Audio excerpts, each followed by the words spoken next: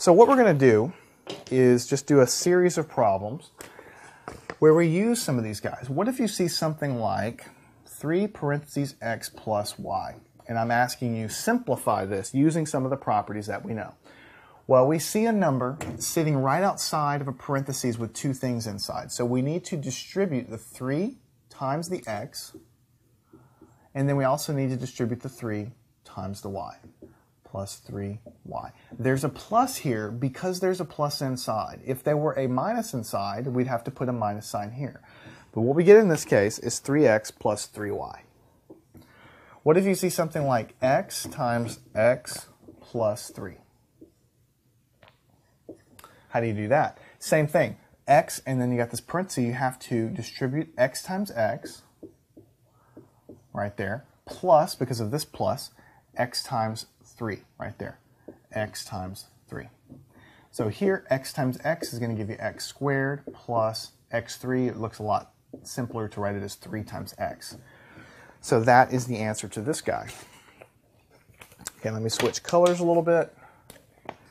What if you have negative x on the outside and you have a plus b on the inside? How do you handle that? It's exactly the same thing. The only difference is what you have out here is a negative x, a negative variable. So you take it and you multiply by a. So what you have is negative x times a plus, because of this inside plus here, and then now you distribute this guy into the b. So you have negative x times b. Now you could leave it like this, but it's probably better to simplify it. You can take away the parentheses, negative xa. These are just multiplied together. And then we have over here x times b, and we have plus a negative. And if you remember back from previous sections, anytime you have plus a negative, basically it just becomes subtraction. So you have x times b. So this is the answer here. Negative xa minus x times b. Now what if we had 4 times x squared plus x? You handle it exactly the same. You take the 4 and you multiply it in, so you have 4x times x squared plus, because of this guy, and now you take the 4 times the x. Multiply by this, and this is the answer. Now you notice that this distribution stuff works exactly the same. If I have a number out in front, I'm just multiplying it through. If I have a variable out in front, I'm just multiplying it through. And even if I have a negative sign with the variable, I'm multiplying it through. The distributive property is the same. There's not any differences between them. I'm just taking what's outside and multiplying it through. So let's continue down this road and do a couple more. What if you have negative 5 times t plus 2? Well, I take this and multiply by t, so I have negative 5 times t, right? And then here, I'm going to have this guy multiplied through times here. So negative 5, the plus sign comes from the plus inside here. So I'm going to have negative 5 multiplied by this guy here, which is 2. So what I'm going to have is negative 5t. I have a minus sign here. Plus and minus becomes a minus. 2 times 5 is 10. So I have negative 5t minus 10.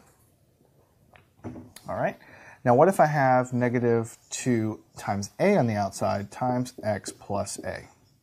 Now this might trip you up at first because you haven't seen one like this. You have a negative sign, you have a 2, and you have an a. But all of this stuff is multiplied together on the outside. So really, the entire thing gets distributed in to each little element here. So this times this, negative 2a times x, that's multiplied in. You have a plus sign from here. Negative 2a times a. Notice that I've just taken this nugget here and I've multiplied it by each little element inside of it. It's following the same rule as everything above it. So here I have negative 2 times a times x. Here I have negative 2 times a. What is a times a? That's a squared. This negative is because I have plus a negative. So I have 2 times a, or I should say negative 2 times a times x minus 2a squared. This is a great example in algebra. A lot of students, they see, there's 2 kinds of students in the world. Student number 1 will look at algebra and get freaked out because there's so many different kinds of problems they don't think they have any idea how to start. Student B will start to really understand the real details and realize that there's only a few rules in algebra, but you apply the same rule to everything, right? And that's what's really algebra is about. So you can see I have all of these problems that look quite different. Sometimes I have a negative out there, sometimes I have a number out there, sometimes I have negative with a number out there, sometimes I have negative with a number with a letter out there. A lot of students will look at this and think they're all different kinds of problems, but they're not. They're using the same property. You're just applying it exactly, as you were doing for all the previous problems, and you're using your knowledge of multiplication and everything else that we've learned before to finish it up. All right, so now let's do a slightly different kind of problem. We're going to name the property. So if I give you something like 3 plus x is equal to x plus 3, and I say name the property, what property do you think this is? Well, if you think back to what we learned before, this is the commutative property. Commutative property of addition, because it's addition going on. Commutative means you flip the order of whatever it is you're doing. What if I gave you x times y is equal to y times x? Again, I've just flipped the order of the multiplication, so it's the commutative property of multiplication. Now, what if I give you something like negative 2 times x plus 3 is equal to negative 2x plus negative 2 times 3? This looks complicated, but then you realize all this is I've taken the negative 2 and I've multiplied in by these terms. So what property is this? This is the distributive property. This is the property we've been using, a lot on the previous board.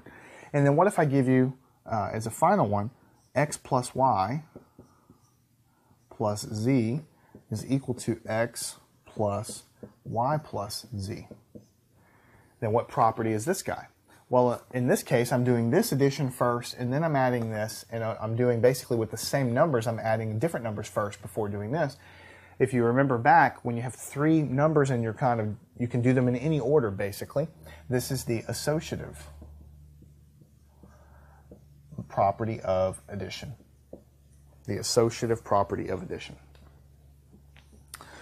So it's a good little bit of practice to get some practice with kind of saying these guys. Now, what if I ask you what property represents the following? 5 times 1 is equal to 5. Now, of course, this is just definition, but in terms of the properties, this is the identity of multiplication.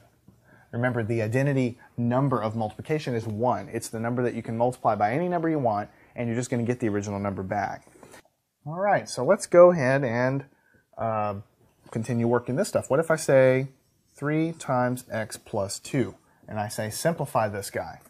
Well, then you're immediately going to realize you have to distribute this guy in. It's going to be 3 times x plus, because of the plus here, 3 times 2. And so when you finally get this, it's going to be 3 times x plus 6.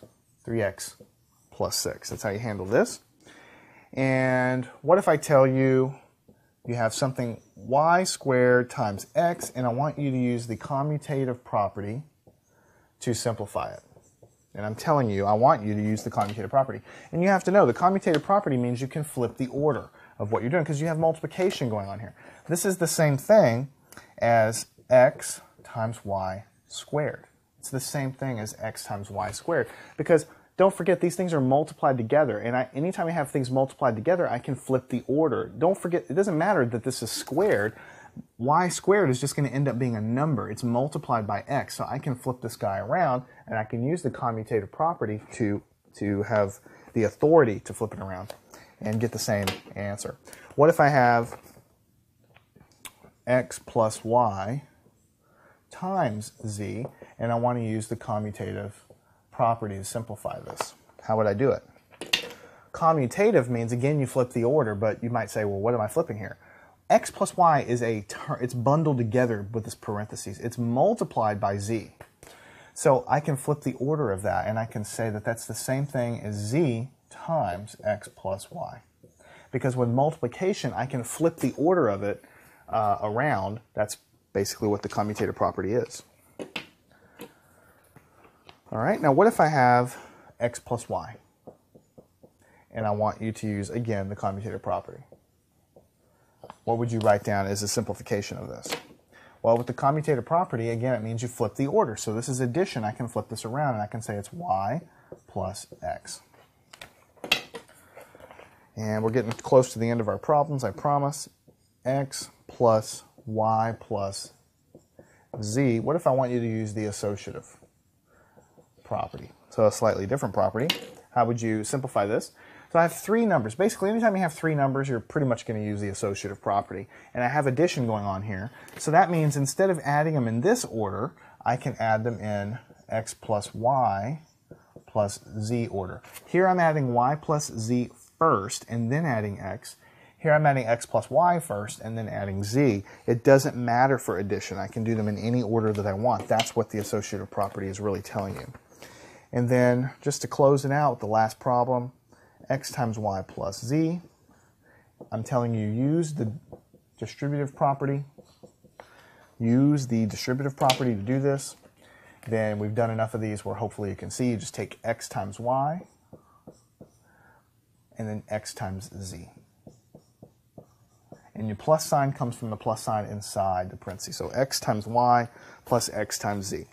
So that is basically it for this section. I mean, we could continue working a lot of extra problems. We could continue trying to give you more practice. But ultimately, you know, I think you need to realize when you're done and when you've done enough. And I think we've done enough where you can see what these properties are. We've talked about the closure properties. We've talked about the commutative properties and the associative properties and the distributive properties and the identities and things like this. And, you know, a lot of these things, you open up an algebra book and your eyes just kind of go glazed over and you don't know where to really begin. Because it looks so complicated when you write things down like this. A lot of students will see something like this and go, wow. But, you know, with this lesson here, with all of my lessons, we start with a clean board. I don't assume you know anything. And we just learn the concepts and apply them to easy problems and then slightly more complicated problems. Make sure you can understand this material. Make sure that if you watch it a second time, get your pencil and paper out the second time and try to get the answers yourself rather than just watching me work them out. You know, you need to make sure you can do that yourself. When you're done with this, go get my companion worksheets that go along with the course that are available. And then you have lots of extra problems that you can even practice more if you want to go ahead and do that. And if you don't want to do that, grab your textbook and work extra problems. But no matter what, make sure that you're able to work these yourself. And you know, these are all important, to be honest with you, from a test, but do make sure that you understand the distributive property like this guy, because you're going to see it pop up so much. I can't even express to you how much you're going to see the distributive property from here on in algebra. Make sure you understand this.